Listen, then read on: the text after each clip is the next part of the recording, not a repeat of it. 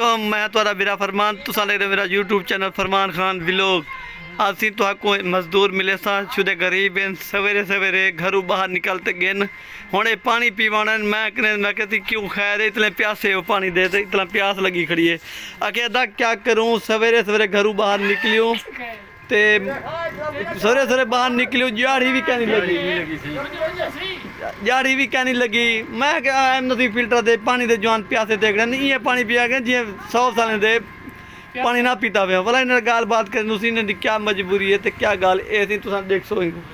अस्सलाम वालेकुम सही। वालेकुम सलाम सही। हाँ क्या मजबूरी है दा? ਅਸੀਂ गरीब आदमी है, जाड़ी दे गया से जाड़ी सही लगी क्या नहीं। अच्छा जिम्मेदार आदमी भैया तेरा ना सारी कमान च में खड़े थे अपने कारोबार तो फारिग थी ना था कोई जाड़ी ने खड़े थे।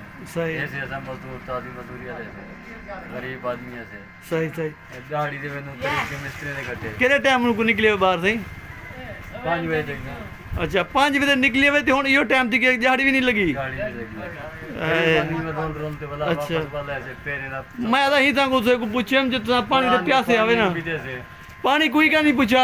कोई नहीं पूछा यार। अच्छा चलो पानी था नहीं पिलाओ थी पियो। अच्छा ताजी मजदूरी वाले से ऐसा आज दिहाड़ी नहीं लगी छोटी छोटी बाल मैं कहने की मैं आयो सी बाल इन सारे वो भूखे बैठन घर गरीब इमदाद। हाँ, इमदाद कोई हो। अच्छा कितों दी सोन ते आए जो भाई ये बंदा चला सरी कुछ इमदाद करे से?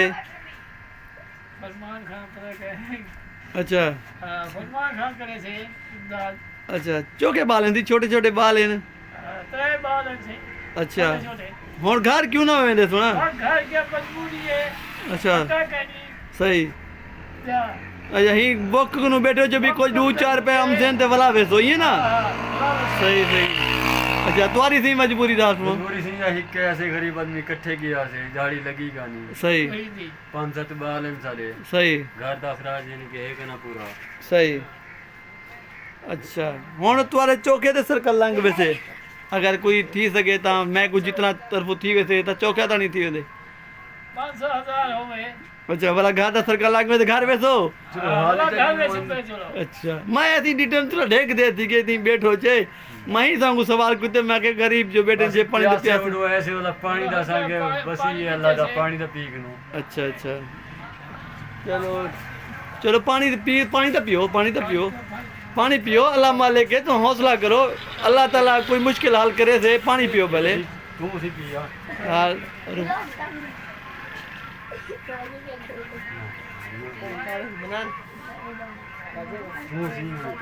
पियो सी अबे कुडियो पानी पानी पियो अल्लाह मालिक है तुम्हारी थोड़ी बहुत इमदाद कर दूं मुश्किल हल थी वैसे।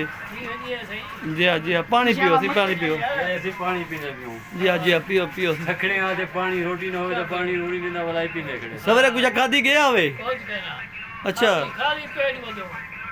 अल्लाह अल्लाह मेहरबानी कैसे तुआकू जिल्दो मैं तुआकू नाश्ता वगैरह करवे सा खवाई सा सही तुआकू जेरा घर दाजी में हो से सरकार चलो जाड़ी ते 500 रुपए जाड़ी तुम्हारी है ना यारी 500 तुआकू मैं दे देता ते मेहरबानी सी खान को मेहरबानी खान।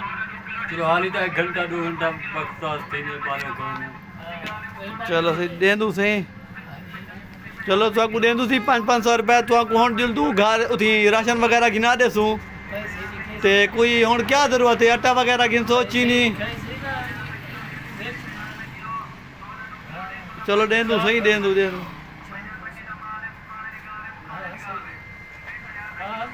एक सी ने कुछ जाने को देने पियो 500 रुपए चलो एक टाइम अपना ए दे सी ने को ए गान ते दे